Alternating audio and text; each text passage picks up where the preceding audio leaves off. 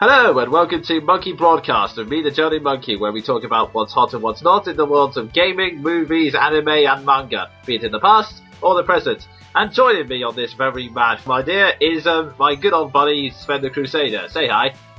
Hello.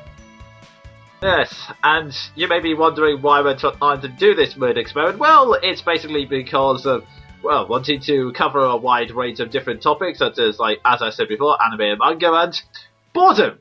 That is also a great contributing factor to this. Yeah, it's a great contributing factor to many things. Okay, let's not waste any time with this. Let's go straight to the first section, which is... What are you guys doing? This section is basically a quick wrap-up of what me and Sven have been watching, reading, playing, etc. This section will be kind of a discussion, but also a mini review section, and it's a balance close to manga and anime reviews as you're going to get from us at this point.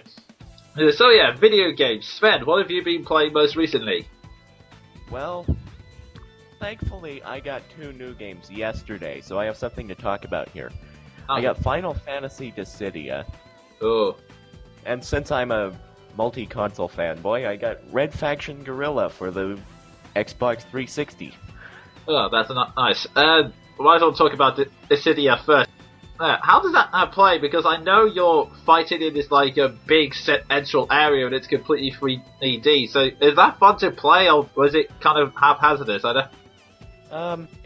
It's unique, and unlike the map systems in some RPGs where the map is skewed, I can actually get used to this as a fighting map.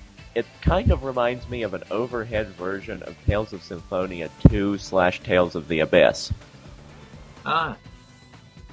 It's kind of hard to tell. Like I said, my only experience of Dissidia is reading about it and watching a couple of playthroughs, so I only vaguely know what happens in the story. But how's the AI on that bit? Is it easy? Is it hard? Is it cheap at times? Or...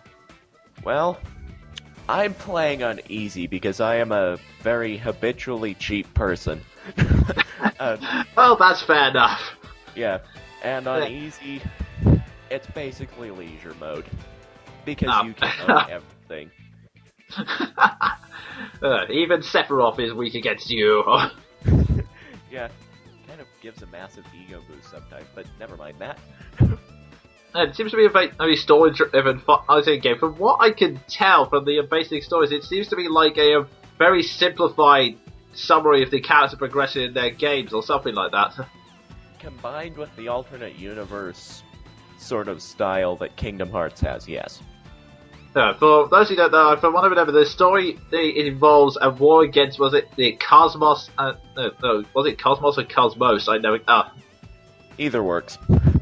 Yeah, even worse. Basically, an order between the Cosmos and Chaos, who get warriors of both sides. So it's a war against heroes and villains, and the both sides are looking for crystals. Is that right? Or yeah. Okay, that's good. Out of curiosity, which has been your favourite character to play with so far? Because I know there's quite a selection of them, obviously, with nearly every main character from the FF series there. I haven't really gotten a chance to play as all of them yet, because I only got that game yesterday. I've played a total of 2, and so far I'm enjoying Warrior of Light more, since he doesn't pull out random awkward bow attacks like Firion does. Ah, right. Yeah, I can understand that. I know that each character has their own fighting style.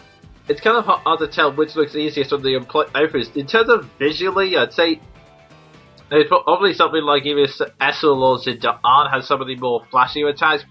One thing I do have to say, just from a visual standpoint, correct me if I'm wrong, in Final Fantasy IX, going into trance mode was basically just a glowing with multicolored light. Am I right?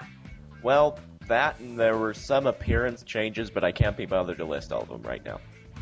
Oh yeah, fair enough. Because I think what I see, Zidane can go into trance mode, and it kind of looks like he goes Super Saiyan 4 at some stage. He doesn't have the multi-glowing lights, but his hair kind of sticks up all over the place, and he loses some of his clothing. So I'm trying to remember if that actually happened in Final Fantasy IX, or whether it's just something they've added.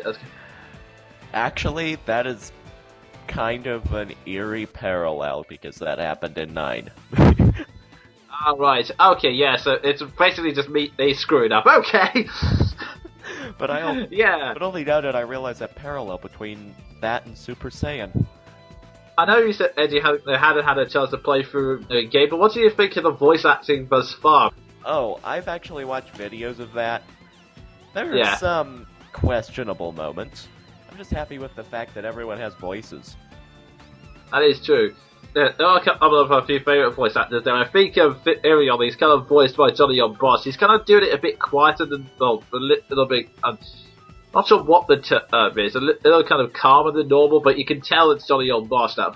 Yeah, it's a very distinctive voice. There's also, I think, I'm trying to put that out his name right, Yuri Lufwill, who I think does Sasuke and Naruto, which, yeah, for some reason he always seems to get at the characters with darkness behind him. I don't know why. Either that or the completely laughable Knight characters.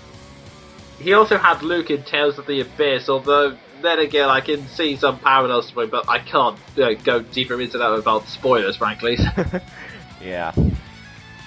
All I can basically say is, if you want to hear the characters with voices and don't mind an interesting fighting style, it's a good game. Yeah, no, it was kind of easily good, although I don't have a PlayStation P and I don't know that much about Final Fantasy, so on the other hand probably would never get it, but that's... might as well move on to the other game. What was it called again? That's Red Faction Guerrilla, and all I can say is, mindless destruction. It is addicting. Oh. Yeah, that definitely sounds fun. Just a brief background summary for what the game's about for those who, like me, have no idea what it is. Basically, you are living on a terraformed Mars. I know. And your opponent is the Earth Defense Force, the evil empire, basically. And you fight against them, and from what I can tell, win because they, as any evil empire tends to be, completely useless. I see. So it's basically Martians against humans, but you're on the Martian side. Yeah. Interesting twist. So what genre of gameplay is it? Is it a first-person shooter? Is it strategy? Is it? What I would call it is third-person sandbox exploration shooter game, basically. What is it kind of like Grand Theft Auto, where you have free movement around everywhere?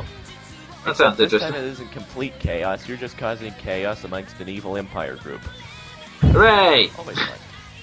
So you definitely recommend it to anyone who is thinking about getting anyone it. Who likes sandbox games like Grand Theft Auto and like Mercenaries, actually. Definitely a good thing. Definitely a game to check out.